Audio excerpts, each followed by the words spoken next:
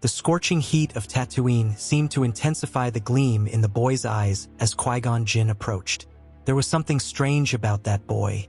It wasn't just his quick reflexes, nor his innate affinity with the Force. It was the way Anakin looked at him, as if he already knew him. Qui-Gon, experienced as he was, sensed a disturbance in the natural order. "Do you feel it too?" he asked Obi-Wan, who only nodded, still trying to understand what made the boy so intriguing. During the trip to Coruscant, Anakin remained silent for long periods. But at one point, he broke the silence with an unexpected statement. "I used to be someone different. I remember fighting with a lightsaber before I even knew this one." Qui-Gon frowned. "What do you mean, boy?" Anakin looked up at the stars. "I remember moving objects with my mind, healing wounds with a gesture, of bending matter with my will. Is that real?" Qui-Gon replied cautiously. "The Force is strange. Sometimes memories of other lives emerge, but that is rare, very rare." When they arrived at the Jedi Temple on Coruscant, Anakin was taken to the council to be evaluated. When asked about his origins, the boy was direct. "Before I was born here, I lived in another time. I was a warrior, a Jedi, but there was no one like me." Silence filled the chamber. Mace Windu crossed his arms. "What exactly do you remember?" Anakin looked around without hesitation. "I remember being alone. There were no others. I discovered the Force on my own, and it responded to me." Yoda exchanged a subtle glance with Windu. "Tell me, young Skywalker, how did the Force use you?" Anakin took a deep breath. "It didn't use me. I commanded it, not out of pride, but because it was like breathing, natural." Qui-Gon remained in the background, just watching. Mace narrowed his eyes. "And what else did you see during that time?" The boy tilted his head. "I saw worlds collapse. I created invisible defenses, destroyed entire armies with a gesture." "Arrogance, is that?" murmured Yoda, but not with disdain, with genuine doubt. Anakin was quick to respond. "No, Master, just truth. I feel no pride, only memory." Obi-Wan was visibly uncomfortable. "Are you saying that you have lived before? That you were a Jedi? The first Jedi?" Anakin just nodded. "And that I was brought back." The council fell silent again. The boy's words echoed like a forgotten prophecy, buried in the depths of time. "And why would you return, if all this is true?" Yoda asked seriously. Anakin hesitated, as if he heard something beyond what the others could perceive. "Something was left incomplete. A mistake. Something I couldn't finish." Windu did not hide his concern.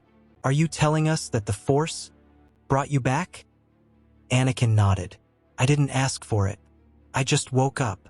The boy's gaze was serene, without vanity. This disturbed the masters even more. Yoda closed his eyes for a long moment. When he opened them, his expression was heavy. "Feel I can. Truth there is in you. But danger, too." Windu leaned back in his chair. "If he is who he says he is, then perhaps we are looking at the chosen one. But if he is not..." Qui-Gon finally intervened. "I found him. I believe in him. And I believe that balance must be restored. Perhaps he is the key." The tension in the air was thick, as if the fate of the galaxy were being decided there. Anakin then described in detail a world where he had walked among primitive beings, where there were no lightsabers, no rules, no order. "I heard the Force in everything, and it taught me there was no dark side or light side, only the Force." Mace Windu frowned. "That's not in the records. No one has ever described that time." Anakin looked at him firmly. "Perhaps because I was the only one who lived through it." Obi-Wan tried to rationalize it. Perhaps he connected with echoes of the past, memories of the Force, impressions. But Yoda was not convinced that was all there was to it. "Deeper truth there is. Echo of the first one, it seems." Windu stood up, circling the boy. "If it is true, we will have to observe everything. Every step, every thought." Anakin did not back down. "Do that. I am not afraid. I just want to understand why I came back." When the interview was over, the masters were silent for a long time. Qui-Gon approached Yoda and whispered, "What do you feel, Master?" Yoda replied without hesitation, "Deep mystery, he is, but truth he is too. Perhaps the first he is. Jedi the Force has called back." Windu was still suspicious, but there was something he couldn't deny. He had never felt such an intense energy field around a being. The scales had begun to shift, and Anakin Skywalker was the weight that could tip them toward a new destiny. After the Council's decision, much to the chagrin of some of the Masters, Anakin was accepted for training under Obi-Wan Kenobi, in accordance with Qui-Gon Jinn's final wish. Even before formal training began, Windu and Yoda made it clear, this boy must be watched closely. Different he is, and dangerous perhaps, said Yoda. Obi-Wan replied respectfully, he is promising, but he is still just a boy. Windu was blunt. Perhaps, but if he is the first reincarnated Jedi, as he himself says, then he is not just a boy. Qui-Gon remained uneasy about the future. He spoke with Yoda in private, days before the mission to Naboo. I don't believe they are just visions or echoes of the Force. He knows too much. He speaks like someone who has lived through it. Yoda looked at the water in the fountain in the center of the temple and murmured, "Prove it, he cannot. Feel it, I can." Qui-Gon held his lightsaber firmly. If he is who he says he is, perhaps we should listen to him more than instruct him. During the mission on Naboo, everything changed. Qui-Gon fell before Darth Maul. Anakin saw his master's body being pierced by the Sith's double-bladed lightsaber, and something inside him reacted with silent fury. But he did not scream. He just closed his eyes and fell to his knees. I remember this similar pain. Another life. Obi-Wan, in the midst of the duel, felt this strange vibration around the boy. It was as if the Force enveloped him with reverence. Contained storm. After Qui-Gon's death, Yoda proposed an unusual approach. Alone, he must not train. Observe, we must. Every step. Obi-Wan accepted, but felt the weight. I promised Qui-Gon, I'll do my best. Windu intervened. It's not a matter of faith, Kenobi. It is a matter of responsibility. If he is indeed the first Jedi, then the Force is playing with time. And with all of us. The first lessons were accompanied by more masters than usual. Yoda even offered to meditate with Anakin in the temple's hanging gardens. During one of these sessions, Yoda watched as Anakin moved stones with ease and control. Very natural. The Force is in you.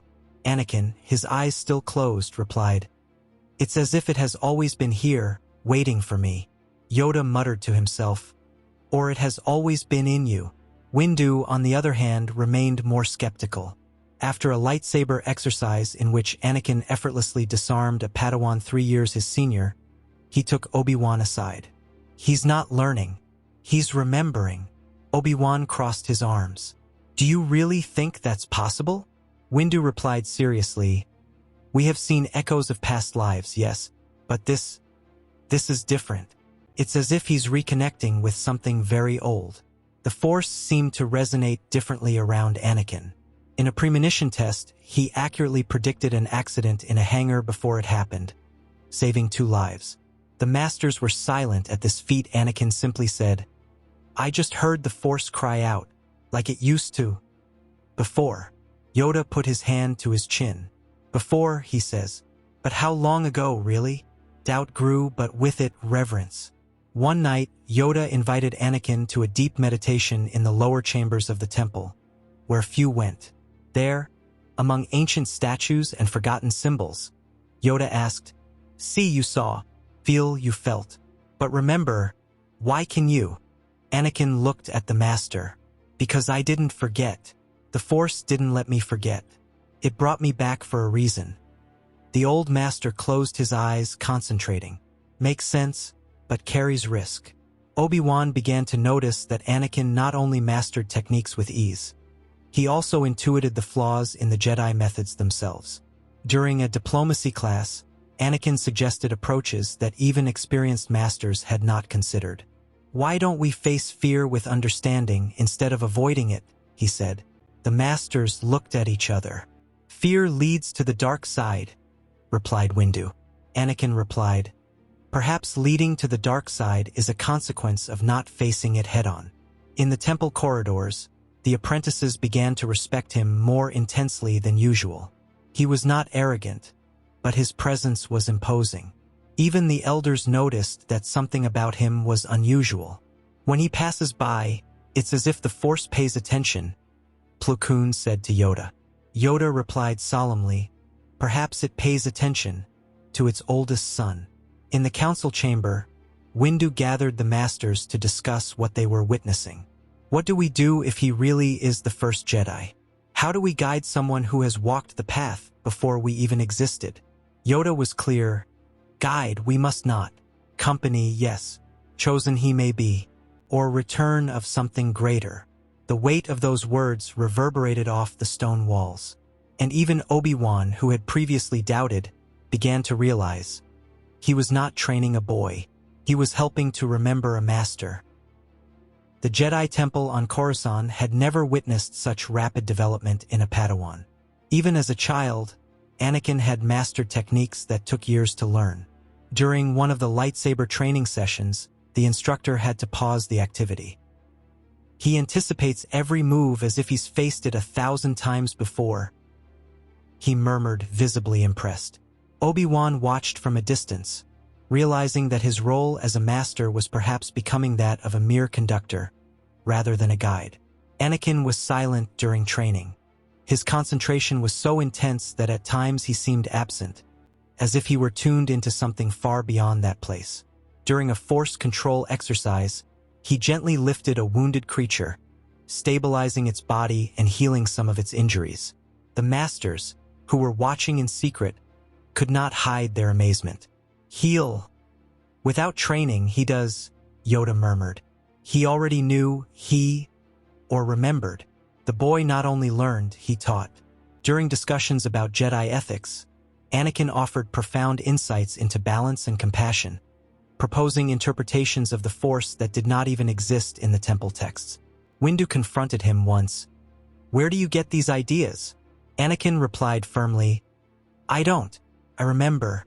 I've debated this before. In another time. The silence after these words was always heavier than any accusation. During premonition exercises, Anakin saw increasingly clear images. He predicted confrontations, accidents, political decisions. But what was most intriguing was his ability to see memories that no book recorded. There is a planet. The Order began there. It was not Coruscant, he said once. Yoda, in particular, was thoughtful. Memory or vision, is that? Anakin replied, perhaps both. Perhaps the past and the future are talking to each other inside me. In training with double sabers, an advanced technique that few Padawans mastered before adolescence, Anakin performed movements perfectly from the first exercise. The master responsible for the training side, he fights as if dancing with the Force. Obi-Wan noticed that there was no tension in the boy's shoulders, no hesitation in his eyes, only fluidity. He's not copying. He's remembering, he commented to Windu. And for the first time, Windu did not argue. In group meditations, Anakin always stood out. While the others slowly sank into tranquility, he seemed to be in direct contact with a frequency of the Force that the others could not reach. Once, he described details of a submerged cave on an unknown planet. Days later, ancient lost records were found mentioning such a place as a former point of balance for the Jedi Order. Buried knowledge, and he knows, Yoda murmured. Obi-Wan tried to impose discipline as he had been taught, but realized that the usual methods did not work with Anakin. He did not react with rebellion, but with understanding. That worked with others, Master. With me, it's not necessary, he said. Obi-Wan felt bewildered. I'm not teaching you anything. I'm just trying to keep up with you. Anakin smiled. Maybe that's it. Maybe my path is one you have yet to tread. Windu began to participate more in training, especially combat training. He wanted to personally test the boy's limits. In one session, Anakin faced him with 2 sabers and forced Windu to retreat, something rare. But there was no arrogance. After training, Anakin said, You fight with the weight of the council on your shoulders. I fight with the weight of memory. Windu replied, or prophecy. The respect between them grew, even with the fear still alive. Yoda decided to conduct private sessions with Anakin, exploring the boy's sensitivity to the living energy of the Force. Feel around you, you must. Not just see, said the Master. Anakin replied calmly, it's not about seeing. It's about being part of it. Before long, Yoda realized that Anakin could merge with nature to the point of disappearing from his perception, like a comet crossing the sky and vanishing between dimensions. Difficult to understand he is, even more difficult to deny. As a teenager, Anakin not only had physical mastery, he had a deep understanding of the Force as the essence of the universe. He began to theorize about the connections between the light and dark sides, proposing that the shadow was part of the light and vice versa. To reject one part is to create imbalance, he said. Some masters reacted with concern. Dangerous path, warned Windu. Yoda, however, pondered. Dangerous, yes, but necessary, perhaps.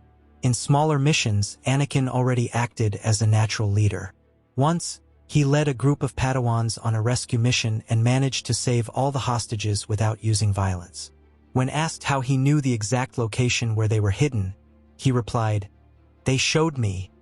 Without meaning to, their pain screamed to me through the Force, a power that transcends the ordinary. The Order was beginning to see that the boy was not just promising. He was unique. Obi-Wan and Yoda had a long conversation in the temple's inner gardens.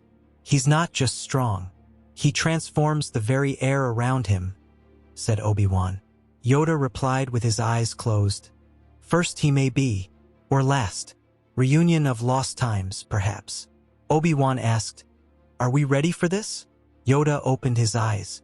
Perhaps ready we are not, but prepared he forces us to be. The Jedi Temple was beginning to change, and everyone knew why.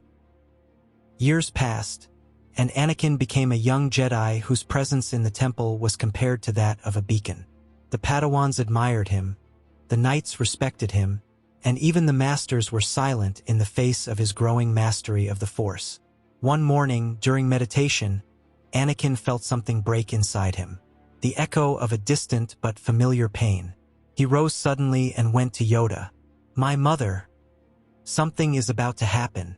The old master stared into the young man's eyes and replied, are you sure?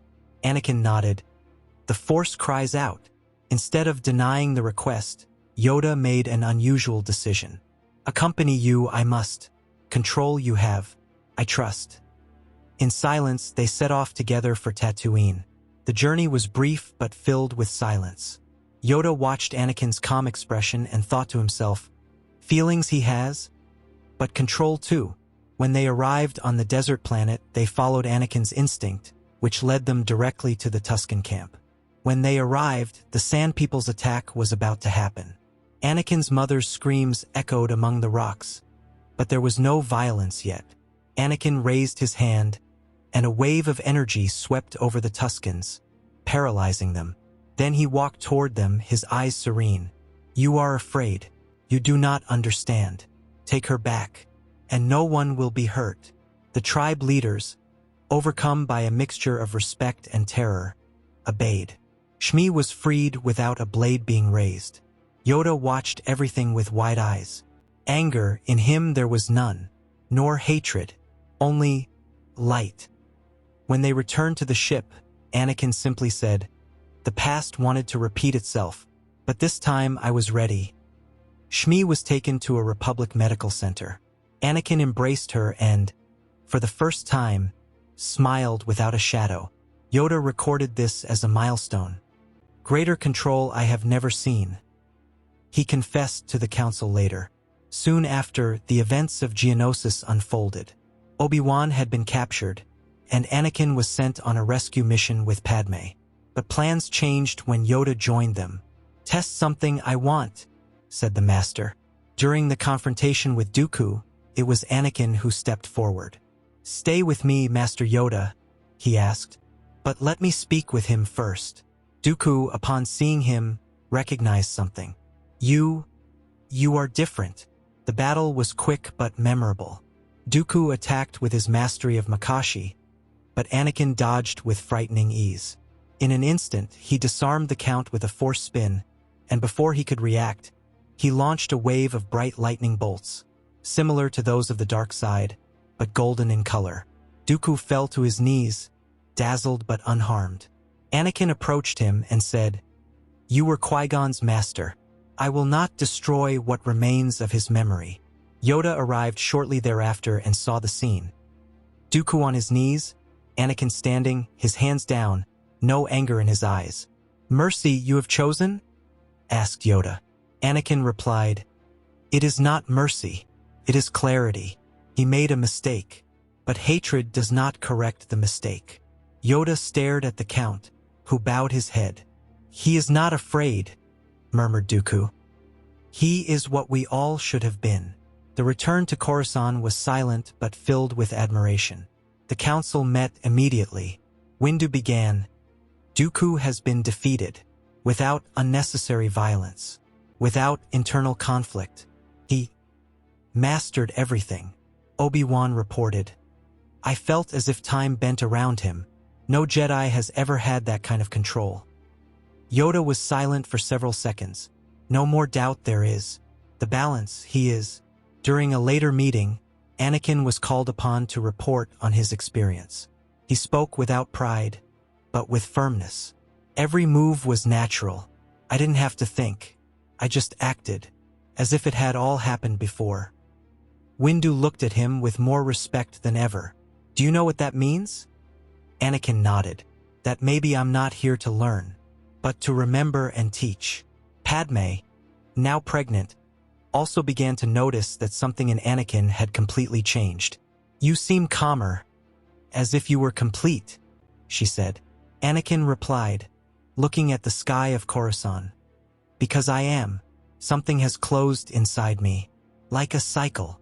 He hugged her and whispered, "Nothing will happen to you. I will know." And for the first time, he believed it without fear. Yoda began to spend more time in silent meditation, pondering the role of the Force in all of this. Destiny rewritten has been, but the Force's intention, clear it becomes. To bring back the first, it wanted. Obi-Wan asked, "Do you really believe he is the first Jedi reborn?" Yoda replied with a distant look, "More than that, perhaps he is the last, the cycle complete." And with that, the temple awaited the next move of the Force, now guided by someone who was more than a Jedi. He was the living memory of its very origin. Anakin Skywalker was now the most respected Jedi in the galaxy. His mastery of the Force surpassed logic and the knowledge recorded in the temple archives. After the events of Geonosis, the council decided to elevate him to the rank of master. It was the first time that all members voted unanimously. Obi-Wan followed every step of his former Padawan with a mixture of pride and reverence. "He has exceeded all expectations," he said. Yoda simply added, "Expectations, he does not follow. Destiny, he is." Even with his new position on the council, Anakin remained calm. He participated in decisions with wisdom and thoughtfulness. He never imposed his will, but always brought a balance that made even Windu reconsider his own certainties. The Padawans treated him as an almost mythical figure. "He never makes mistakes," they whispered in the corridors. But Anakin knew the burden he carried. "Perfection only exists when we accept our shadows," he said to Obi-Wan during training. As the war intensified, Chancellor Palpatine began to grow closer to Anakin. He started summoning him to private meetings, always praising his wisdom, trying to subtly plant seeds of distrust in the Jedi Council. But Anakin listened to every word with heightened attention. "He wants to test me. He wants to find cracks," he thought. One afternoon, Palpatine approached him and said, "You are the most powerful of the Jedi, but they limit you. You could be more." Anakin looked into the Chancellor's eyes and replied, "Being more does not mean betraying who I am." Suspicious, Anakin alerted Yoda and Windu about Palpatine's attitude. Together, they decided to watch his movements closely. During a mission, Anakin had a vision. He saw Padme being taken to an underground prison, shrouded in darkness. He felt the coldness of fear touch his heart, but he did not let it consume him. This will not happen. I can prevent it. Days later, the scenario began to unfold. Palpatine revealed his identity as Lord Sith. Anakin did not hesitate. He gathered the council and declared, "He is the enemy." Windu, Yoda, Obi-Wan, and Anakin surrounded Palpatine in his chambers. The Sith tried to use his lightning, but Anakin absorbed the energy with his hands. "You are too late. The galaxy has already chosen the light," said the young master. Sidious tried to escape, but was intercepted. Arrested, he was taken to trial. However, with Dooku's help, he managed to escape during the transfer. The two disappeared, and Padme was kidnapped. Anakin knew this was the final move. Can you where they are?" asked Yoda. Anakin closed his eyes and replied, "The Force guides me to them." Using his intuition, he located an old underground hideout on the outskirts of the Mustafar system. He flew there alone, knowing that this would be the confrontation that would end not only a war, but an entire cycle of history. Upon arrival, he found Padme tied up, guarded by Dooku and Sidious. Palpatine tried to manipulate his emotions. "Look what the Jedi have allowed to happen. She will die if you don't act now. Use your power." Anakin reached out and, with the Force, broke Padme's chains. She fell into his arms. "You came," she said weakly. "Always," he replied. Then he turned, and his eyes flashed with an intense golden light. "This ends now." The duel was epic. Dooku attacked with his cruel precision, but Anakin disarmed him in seconds. Sidious fired lightning bolts with fury, but Anakin absorbed each one with his left hand while raising his right and channeling the Force in a pure and harmonious way. "You don't understand. The Force is not your weapon. It is life," he declared. With a gesture, he enveloped the two Sith in an energy field so dense that not even their screams escaped. In silence, the two fell. There was no anger. There was no hatred. Only balance. Padme, still trembling, watched her husband kneel before the bodies and close his eyes. They were shadows of what they could have been. "May they find peace," she cried, not out of fear, but out of relief. "You saved everything." Anakin replied, "I just completed the cycle. What I started is now finished." They left the place under the glow of a new sun, and behind them the darkness lost its shape. Upon returning to Coruscant, Anakin was received with honor, but he refused any title. "I don't need a name, only the mission." Luke and Leia were born days later, healthy and strong. Padme survived. The temple celebrated the arrival of a new era. Anakin initiated reforms in the Order, with the support of Yoda and Windu. More focus on balance, listening, self-knowledge. "It is not enough to train warriors. We need to train complete beings," he said. Yoda, now more serene than ever, looked at Anakin during an initiation ceremony and murmured, "Beginning, this is not. Return, yes?"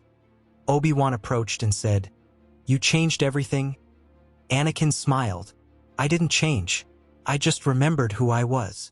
And so, with wisdom, light, and truth, the first Jedi ended the cycle of shadows.